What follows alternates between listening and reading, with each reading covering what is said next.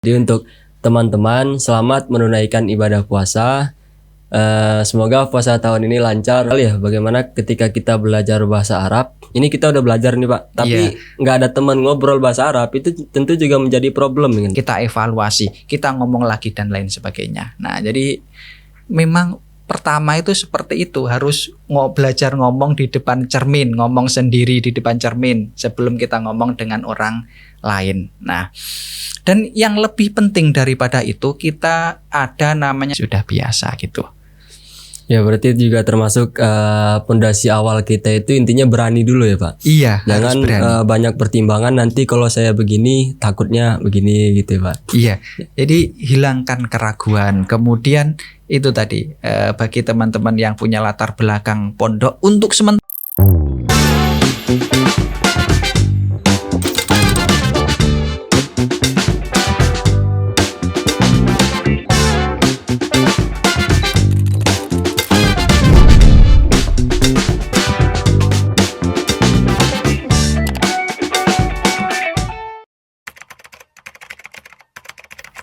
Assalamualaikum warahmatullahi wabarakatuh. Alhamdulillah kembali bisa menyapa teman-teman dimanapun berada. Bersama kami Podcast Kreator KPI.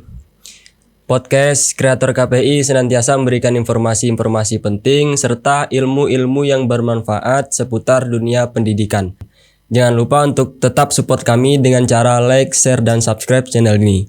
Jadi pada episode kali ini kita akan membahas tentang tips lancar berbicara bahasa Arab. Bahasa yang memiliki keindahan serta budaya yang luar biasa ini. Jadi buat teman-teman yang ingin lancar berbicara bahasa Arab, episode kali ini sangat cocok untuk teman-teman. Bersama saya Salman Al-Farisi sebagai host, dan juga kita ada sudah mendatangkan bintang tamu sekaligus narasumber kita pada episode kali ini. Sudah ada Bapak Dr. Arwan Rifai. Selamat datang Bapak. Iya, selamat datang. Terima kasih. Silakan untuk memperkenalkan dirinya Bapak. Taib. Assalamualaikum warahmatullahi wabarakatuh. Waalaikumsalam warahmatullahi. Alhamdulillahilladzi ja'alal arabiyyata luqatal Qur'an. Wassalatu wassalamu ala sayyidina Muhammadin sahibil mu'jizati wal bayan wa ala alihi wa sahbihi ahli sidqi wal irfan, amma ba'du. Teman-teman podcast kreator KPI dimanapun Anda berada, alhamdulillah pada pagi hari ini kita bisa bertemu kembali belajar bersama. Tentunya akan membahas hal-hal penting terkait pendidikan gitu Mas ya. Nah, bertepatan pada pagi hari ini bersama saya Arwan Rifai yang insya Allah akan membahas terkait tips bagaimana cara kita bisa berbicara lancar menggunakan bahasa Arab gitu. Ya baik teman-teman, jadi Bapak Arwan Rifai ini seorang yang memang ahli dalam bahasa Arab dan juga berpengalaman dalam mengajar bahasa Arab dan juga mempraktikkan bahasa ini ya Pak? Iya. Insya Allah, jadi sama-sama kita juga masih belajar juga gitu. Ya, sebelumnya kami mengucapkan terima kasih sudah berkenan hadir di podcast kami Pak. Nah, jadi untuk menemani saya belajar bersama teman-teman juga tentang tips lancar berbicara bahasa Arab Pak. Siap. Jadi untuk pertanyaan pertama ini Pak, apa sih langkah pertama yang harus dilakukan seseorang yang ingin mulai belajar bahasa Arab? Iya, terima kasih. Teman-teman yang saya hormati dan saya banggakan, seperti halnya yang telah kita ketahui bersama bahwa bahasa Arab adalah bahasa Al-Quran, bahasa yang mulia. Bisa bahasa Arab itu merupakan nilai lebih, nilai plus bagi kita semua. Seperti halnya semua bahasa itu ada 4 unsur ataupun kompetensi bahasa yang harus dikuasai. Dalam bahasa Arab itu ada yang pertama maharatul istima'. Maharatul istima' itu merupakan kompetensi untuk mendengarkan, keterampilan mendengarkan. Yang kedua ada maharatul kalam. Maharatul kalam itu kompetensi ataupun keterampilan untuk berbicara, speaking dalam bahasa Inggrisnya. Yang ketiga ada maharatul qiraah, keterampilan membaca, dan yang terakhir itu ada maharatul kitabah ataupun keterampilan menulis. Jadi keempat maharot al-lughawiyah ini tentunya harus dikuasai bagi seseorang yang ingin belajar dalam bahasa apapun, termasuk dalam bahasa Arab. Nah, pada kesempatan hari ini tidak ke semua 4 maharoh ini kita bahas karena memang kita keterbatasan waktu, Mas ya. Akan tetapi akan kita ambil satu maharoh, yaitu maharotul kalam ataupun keterampilan berbahasa, berbicara dengan menggunakan bahasa Arab. Nah, ada beberapa tips yang akan saya sampaikan di sini bagaimana kita bisa lancar dalam menggunakan bahasa Arab. Tentunya ini bagi mubtadi. Mubtadi itu adalah tingkatan pemula. Nggih. Nah, yang pertama dan yang paling penting ini, sebelum berbicara dengan menggunakan bahasa apapun itu, tidak harus bahasa Arab, itu kita harus menguasai mufrodat ataupun kosa kata. Karena bagaimana bisa kita berbicara, bagaimana bisa kita mengungkapkan ide, pikiran kita kepada orang lain tanpa didukung dengan adanya mufrodat, tanpa didukung dengan adanya kosa kata. Jadi ini harga mati. Yang pertama, kita harus menghafal ataupun menguasai mufrodat sebanyak-banyaknya dulu. Apakah semua mufrodat harus kita hafalkan? Tidak. Tentunya yang penting kita hafalkan, yang penting kita kaji adalah mufrodat terkait tema yang akan kita bicarakan. Misalkan kita akan membahas tema fil jami'ah. Tentunya mufrodat yang kita perlukan adalah hal-hal yang berkenaan dengan kampus. Tema fil maktabah, mufrodat yang kita perlukan adalah kosakata yang berhubungan dengan perpustakaan dan lain sebagainya gitu, Mas, yang pertama. Berarti memang saya teringat dulu waktu zaman-zaman masih sekolah itu memang dalam setiap pelajaran bahasa Arab itu kita disuruh untuk menghafal mufradat, Pak. Jadi memang itu sebagai langkah awal kita untuk nanti bisa berbicara lancar menggunakan bahasa Arab, itu harus hafal mufradatnya dulu ya, Pak. Iya, benar. Banyak kita lihat ketika orang berbicara di depan publik itu biasanya ada jedanya. Gitu, Mas ya. Nah, itu karena apa? Karena keterbatasan mufrodat yang dimiliki, sehingga untuk menyampaikan apa yang akan disampaikan itu dia masih berpikir mau ngomong apa lagi ya ini, apa yang akan diucapkan dan lain sebagainya. Tapi ketika mufrodat itu sudah banyak, sudah kita kumpulkan di dalam pikiran kita, insya Allah kita nanti seiring berjalannya waktu ini tidak bisa instan. Karena apa? Al-lughah tahtaju ilal mumarosah. Memang bahasa itu memerlukan pembiasaan, memerlukan latihan secara kontinu dan lain sebagainya. Nah, sehingga ini poin penting mufrodat ini. Nah, tips untuk menghafalkan mufrodat bagaimana? Nah, bisa teman-teman itu menghafalkan mufrodat, ditulis dan lain sebagainya. Kalau saya dulu ini, Mas, ini kan cerita juga ini kita. Waktu saya masih sekolah dulu juga seperti itu. Jadi ada mufrodat yang saya tulis, misalkan di pintu itu saya tulisi babun, gitu. Sehingga ketika kita mau masuk pintu, babun, bahasa Arab pintu itu adalah babun, gitu. Kemudian kamar mandi, hamamun. Jadi setiap mau masuk itu kita membaca tulisan itu, sehingga lama-kelamaan tanpa menghafal kita akan hafal sendiri karena sering membaca tulisan tersebut. Masuk ke kelas misalkan dikasih tulisan faslun, masuk ke ruang belajar ghurfatul mudzakarah dan lain sebagainya, gitu. Salah satu tipsnya seperti itu. Baik, Pak, bahasa Arab ini kan bahasa asing ya untuk kita. Nah, sebagai pemula, bagaimana sih, Pak, cara mengatasi rasa takut dan juga rasa cemas ketika kita ingin berbicara bahasa Arab? Iya, jadi banyak sekali orang yang punya ketakutan, cemas, nervous dan lain sebagainya ketika akan ngomong dengan bahasa Arab. Nah, salah satu faktor yang menyebabkannya itu bisa jadi takut salah. Nah, dan ini tips selanjutnya untuk bisa berbicara bahasa Arab itu jangan takut salah. Karena apa?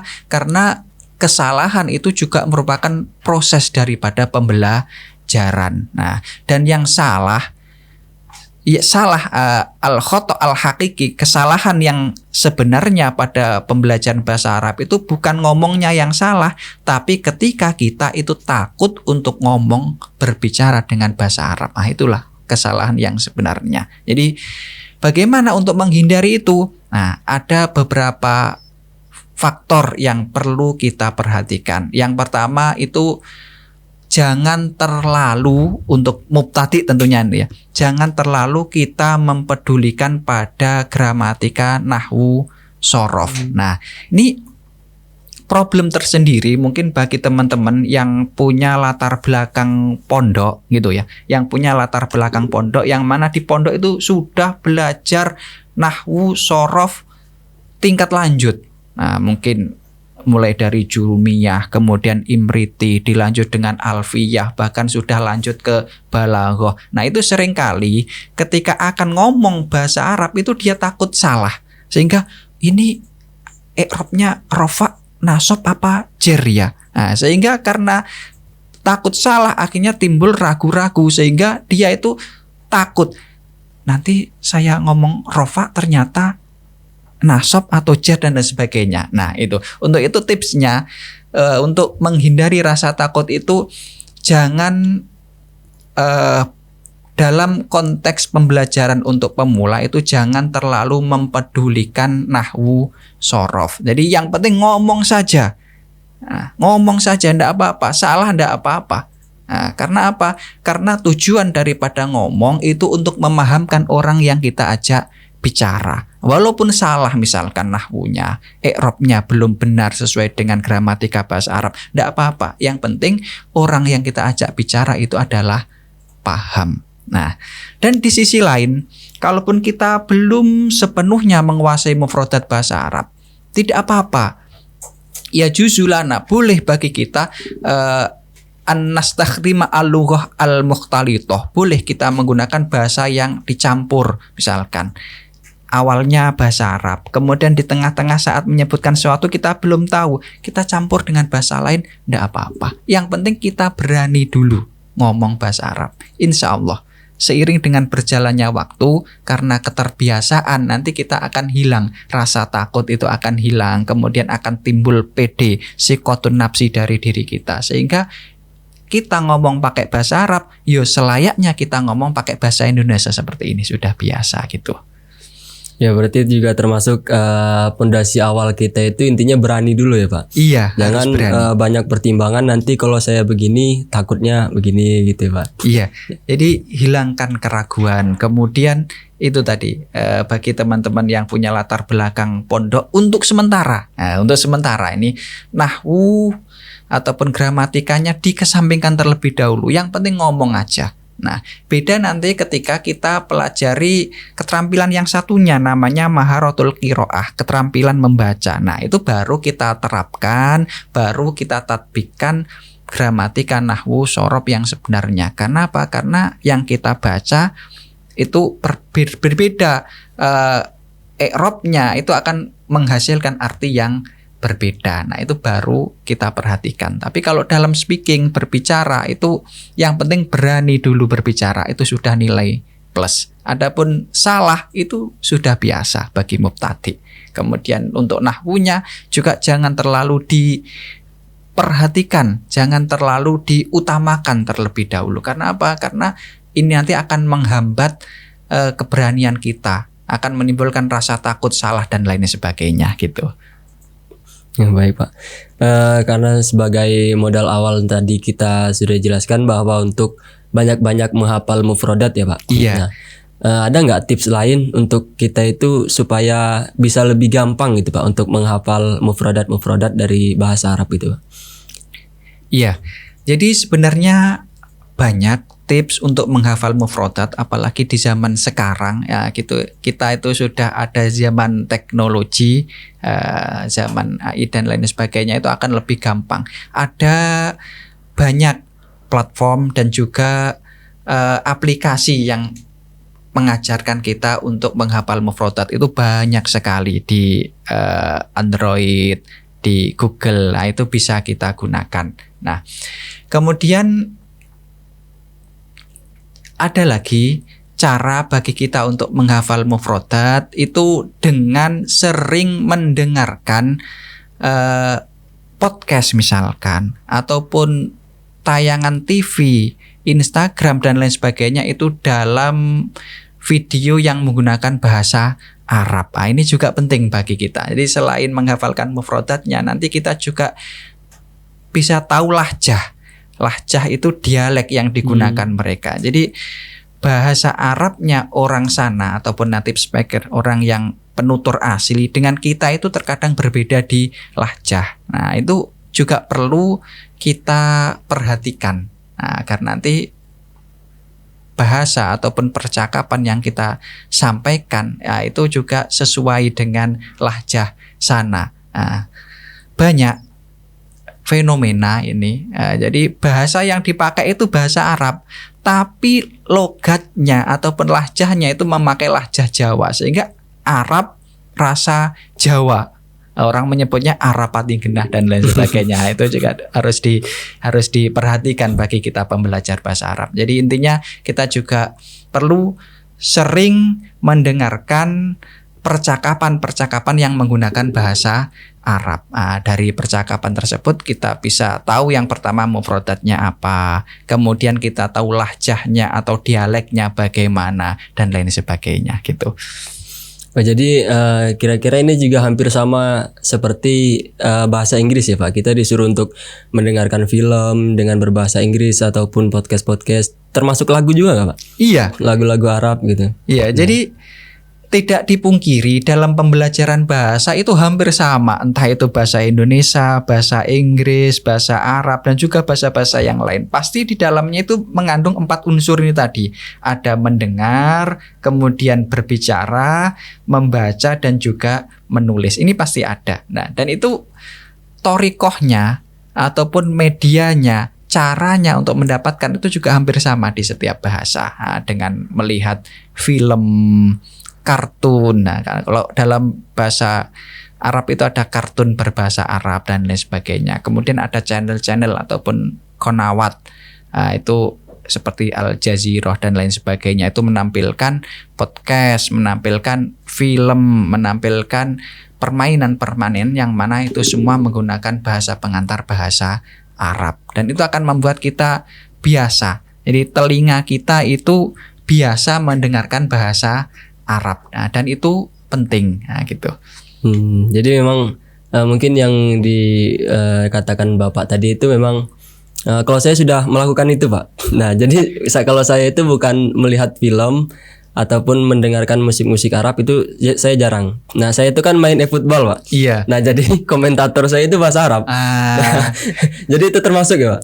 Iya, ya. Termasuk juga di situ. Kalau kita nonton bola ketika komentatornya itu bahasa Arab tuh kayak bersemangat gitu. Iya.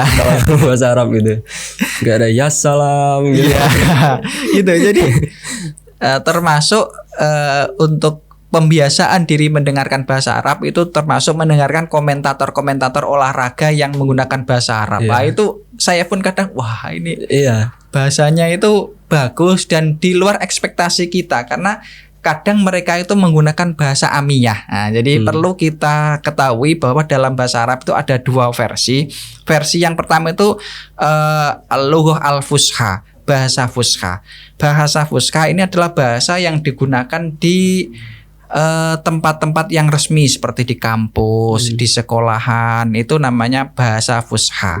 Di pondok pesantren, kitab yang kita kaji, kitab turos, kitab kuning itu juga menggunakan bahasa fusha. Nah, di sisi lain ada bahasa namanya amiyah. Ini bahasa umum yang dipakai orang-orang sana. Nah, bedanya apa? Kalau fusha ini mengikuti gramatika bahasa Arab, nahwu, shorob, ini ada ininya. Tapi kalau yang satunya, yang amiyah, ini bahasa orang awam. Kalau dalam bahasa kita itu bahasa pasaran.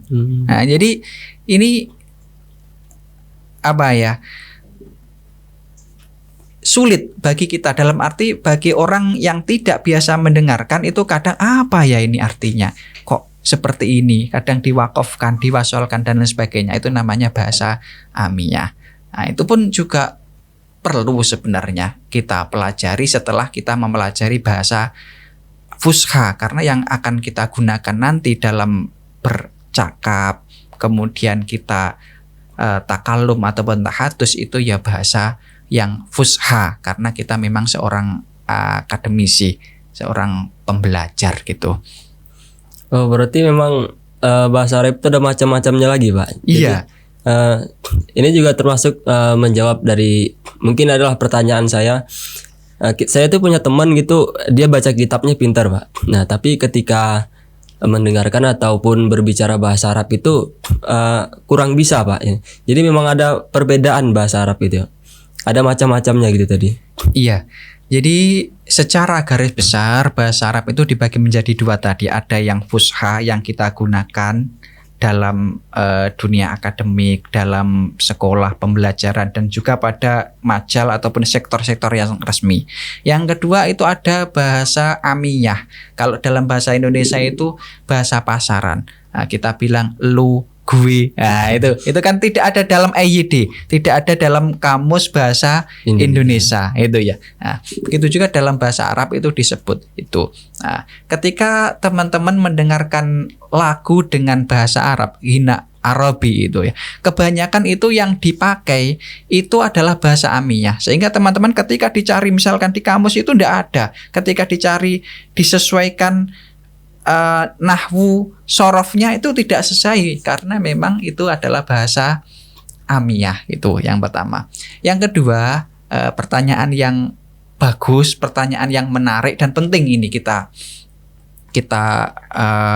bahas di sini terkait seseorang yang paham nahwu, paham sorof, paham gramatika, ketika membaca kitab dia juga pandai, tapi ketika speaking, berbicara ataupun mendengarkan itu kurang menguasai. Nah, itu bagaimana? Nah, gitu. Jadi begini teman-teman. Ada beberapa faktor. Faktor yang utama, jadi pembelajaran bahasa Arab ataupun bahasa lainnya itu punya tujuan. Nah, jadi tujuan belajar bahasa Arab di kampus dan juga bahasa Arab di pondok itu sudah berbeda. Sehingga nanti karena tujuannya berbeda, output ataupun hasil akhir itu juga berbeda. Kalau di kampus, nah itu tujuan besar daripada bahasa Arab itu dari 4 maharoh itu ini menyeluruh, hampir harus dikuasai semuanya. Nah, termasuk takallum, berbicara, kemudian kitabah. Nanti di output daripada mahasiswa PBA gitu ya, termasuk di kampus kita tercinta ini, nanti ketika menulis skripsi itu harus menggunakan bahasa Arab dan itu termasuk maharatul kitabah. Berbeda dengan teman-teman kita yang berada di pondok pesantren, memang tujuan pembelajaran bahasa Arab di sana itu bukan untuk takalum, bukan untuk berbicara dengan bahasa Arab, tapi untuk fahmul makro. Jadi bisa membaca dan juga memahami apa yang dia baca. Karena apa? Karena kitab-kitab yang mereka kaji, kitab turos itu adalah kitab-kitab yang berbahasa Arab. Terlebih di situ kita kenal dengan kitab gundul, tidak ada harokatnya. Nah itu. Jadi tujuannya memang beda. Yang satu untuk kompetensi maharoh kalam, yang satu untuk kompetensi maharoh kiroah. Kalau maharoh kiroah tujuannya apa?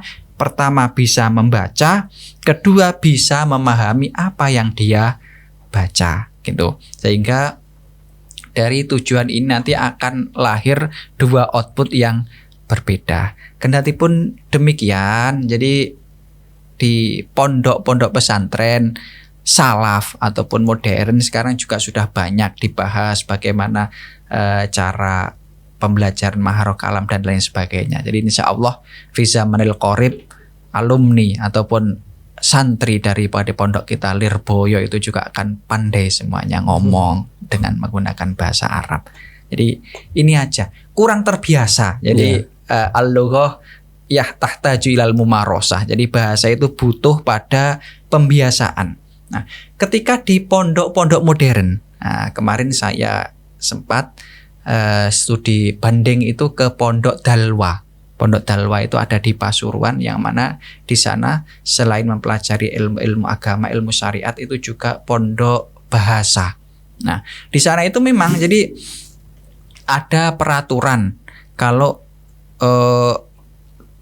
santri yang berbicara tidak menggunakan bahasa Arab ataupun bahasa Inggris, jadi ada hari-hari tertentu yang disebut ayyamul lughah, itu hari-hari berbahasa, itu maka akan dapat ukubah. Ukubah itu hukuman, gitu. Nah, jadi mereka akhirnya dengan adanya peraturan seperti itu akan berlomba-lomba. Begitu juga dengan tayangan-tayangan televisi, channel-channel radio yang ada di situ itu memang didesain khusus untuk mendengarkan bahasa Arab, sehingga setiap saat, setiap waktu santri di sana itu yang didengar adalah bahasa Arab, sehingga nanti berawal dari mendengarkan, lama-lama nanti akan menirukan dan juga akan terbiasa menggunakan bahasa Arab begitu. Ya. Ya, jadi kalau memang dari dua tadi, kalau bisa dua-duanya itu malah lebih bagus sih Pak. Jadi kita berbicara bahasa Arab juga kita bisa, ataupun baca kitab terus memahami makna daripada kitab itu juga kayaknya lebih bagus gitu ya Pak. Iya, penting. Jadi apa sih urgensinya bagi pondok salaf gitu. Yang pasti nanti akan menambah percaya diri lulusan dari pondok salaf. Jadi bukan hanya pandai membaca kitab, tapi juga cis ngomong bahasa Arab juga pandai, juga lancar. Itu tentunya akan menambah nilai plus bagi lulusan. Apabila nanti diterapkan, santri itu misalkan harus punya kompetensi keterampilan berbicara dengan menggunakan bahasa Arab, itu akan semakin bagus itu nanti. Baik Pak, ini terkait metode belajar, atau apakah ada aplikasi tertentu ataupun platform yang khusus untuk kita belajar bahasa Arab? Nah, karena memang generasi sekarang kan generasi malas ya Pak aslinya. Jadi kita itu sambil di kamar itu ada nggak gitu aplikasi yang membantu kita untuk belajar bahasa Arab gitu?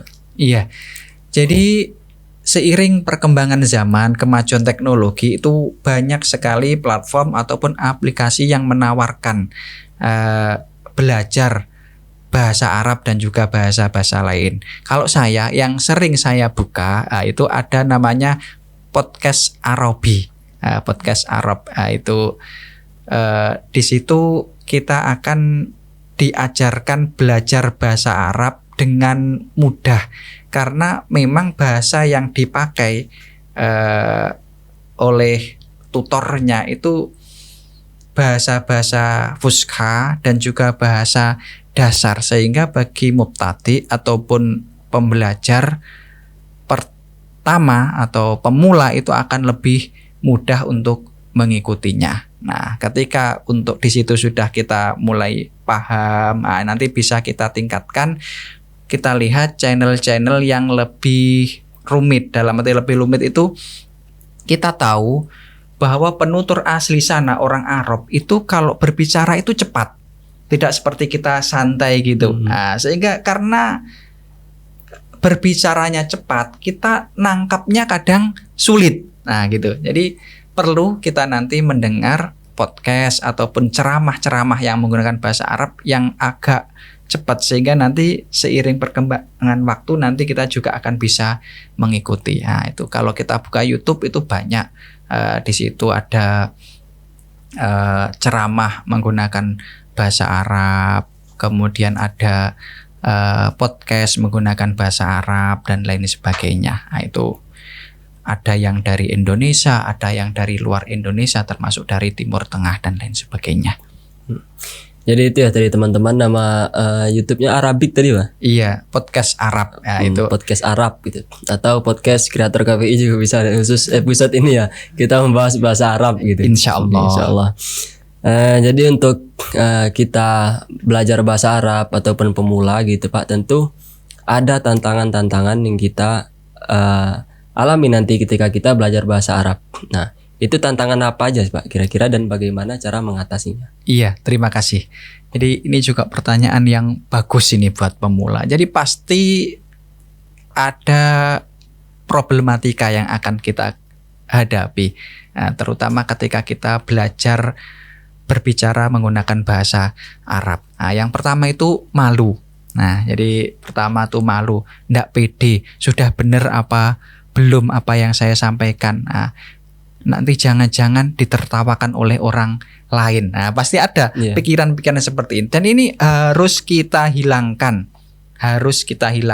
Karena apa? Karena jangan pernah takut pada kesalahan. Karena kesalahan itu juga merupakan proses daripada pembelajaran. Jangan malu. Nah, langkah pertama, kita harus membiasakan diri terlebih dahulu ngomong dengan menggunakan bahasa Arab. Nah, bisa jadi kita ngomong di depan cermin, kemudian kita ngomong dan kita rekam menggunakan smartphone. Nanti kita putar, kemudian kita dengarkan. Kira-kira ada nggak yang salah apa yang saya sampaikan? Dan ketika ada yang salah, kita evaluasi, kita ngomong lagi dan lain sebagainya. Nah, jadi memang pertama itu seperti itu, harus belajar ngomong di depan cermin, ngomong sendiri di depan cermin sebelum kita ngomong dengan orang lain. Nah, dan yang lebih penting daripada itu, kita ada namanya komunitas berbahasa. Kalau dalam bahasa Arab itu disebut al-bi'ah al-lugawiyah, komunitas berbahasa. Jadi tidak cukup kita hanya sendiri, tapi kita cukup butuh teman, butuh komunitas untuk sharing berbicara dengan menggunakan bahasa Arab. Nah, ketika ada komunitas ataupun bi'ah yang mendukung, pembiasaan ataupun tadribil lughah ini akan lebih mudah. Jadi ini yang harus kita galakkan, baik itu di kampus ataupun di pondok, itu namanya bi'ah lughawiyah, komunitas berbahasa. Karena tanpa adanya komunitas kita sulit, kita ngomong sendiri. Bahkan kadang teman kita sendiri kita ngomong menggunakan bahasa Arab itu mengejek dan lain sebagainya. Nah, itu merupakan problematika. Nah, solusinya bagaimana itu? Yang pertama harus ada bi'ah lughawiyah ataupun komunitas berbahasa, sehingga di situ nanti begitu masuk komunitas itu harus menggunakan bahasa Arab. Dan bagi yang tidak menggunakan bahasa Arab akan didenda, akan hukum dan lain sebagainya. Nah, itu insya Allah akan efektif ketika pembelajaran begitu. Nah, ya, berarti komunitas bahasa Arab itu itu sangat penting sekali ya. Bagaimana ketika kita belajar bahasa Arab, ini kita udah belajar nih Pak, tapi nggak ada teman ngobrol bahasa Arab, itu tentu juga menjadi problem kan Pak? Iya. Jadi misalkan setiap hari kita menghafal mufrodat. Nah, setiap hari itu 10, tapi mufrodat tersebut tidak pernah kita gunakan, tidak pernah kita aplikasikan dalam maharatul kalam, dalam berbicara. Nah, itu juga akan sia-sia mufrodat tersebut. Nah, kendalanya apa? Karena kita tidak punya lawan misalkan. Nah, untuk itu kita yang pertama tadi saya sampaikan, belajar ngomong sendiri di depan cermin. Kemudian perlu kita recording, kita rekam. Nah, setelah itu kalau mungkin di daerah kita tidak ada komunitas berbahasa, mungkin di pondok, di kampus tidak ada ataupun belum ada, kita bisa gabung dengan komunitas bahasa yang ada di HP. Nah, di HP itu ada grup-grup WhatsApp. Kemudian di Instagram itu juga ada grup komunitas bahasa Arab. Nah, di situ nanti kita akan belajar ngomong panjang lebar dengan menggunakan bahasa Arab. Salah enggak apa-apa. Nah, nanti akan bisa diberikan komentar oleh orang lain ataupun orang yang sudah lebih ahli begitu. Jadi memang berpengaruh itu ya tadi lingkungan, karena memang saya juga merasakan, mungkin ini bukan di bahasa Arab. Iya. Jadi saya di Jawa ini kan sebagai pendatang, Wak. Jadi saya belum bisa bahasa Jawa itu sama sekali belum bisa. Karena memang lingkungan saya itu orang-orang Jawa, dan akhirnya ngobrol-ngobrol bahasa Jawa, dan akhirnya juga bisa sama juga seperti bahasa Arab itu tadi ya, Pak. Iya. Nah, jadi ini sangat urgent, peran komunitas bahasa atau bi'ah lughawiyah itu sangat penting. Walaupun kita misalkan belum paham, tapi karena setiap hari yang kita dengar itu gitu ya, setiap hari kita mendengar bahasa Jawa, sebenarnya dari awal kita tidak tahu ini apa sih artinya dan lain sebagainya, tapi karena setiap hari yang masuk telinga kita itu akhirnya memaksa kita harus paham bagaimana cara kita berinteraksi. Kalau kita tidak paham, akhirnya membuat kita lebih semangat untuk belajar bahasa tersebut. Begitu juga dengan bahasa Arab gitu. Baik Pak, ini untuk jadi untuk motivasi untuk teman-teman ini Pak yang baru belajar ataupun yang sedang melakukan proses belajar bahasa Arab karena memang prosesnya mungkin butuh waktu yang lama, jadi untuk tetap semangat motivasinya gimana? Nah, jadi motivasi dari kami teruslah belajar bahasa Arab karena bahasa Arab itu memiliki banyak keistimewaan. Apa saja keistimewaan bahasa Arab? Yang pertama itu lughatul Quran. Quran diturunkan Allah itu juga menggunakan bahasa Arab. Begitu juga bahasa Arab itu lughatun Nabi, hadis Nabi yang kita pelajari sebagai sumber daripada hukum Islam, Al-Quran dan hadis itu juga menggunakan bahasa Arab. Ketiganya bahasa Arab itu ternyata lughatul jannah, bahasa ahli ataupun penduduk surga nantinya itu juga menggunakan bahasa Arab. Jadi kalau kita di dunia kok sudah nyicil belajar bahasa Arab, insya Allah nanti ketika masuk surga itu kita sudah sudah lancar bahasa Arab gitu ya. Jadi teman-teman, bagi yang ingin belajar bahasa Arab, terus belajar bahasa Arab. Hindari sifat malu ataupun takut. Nanti saya ngomong salah, ndak ada salahnya dalam belajar. Itu ndak ada salahnya karena kesalahan juga termasuk proses dalam pembelajaran. Harus pede, kemudian butuh teman ataupun komunitas untuk berbicara bahasa Arab. Insya Allah seiring dengan bertambahnya waktu, seiring dengan pembiasaan yang kita lakukan, nanti akan terbentuk dzauq al-lughawi dari kita, perasaan berbahasa, sehingga nanti akan terbentuk bahasa yang baik dari kita. Jadi jangan, ndak perlu kita yang indah-indah dulu, ndak.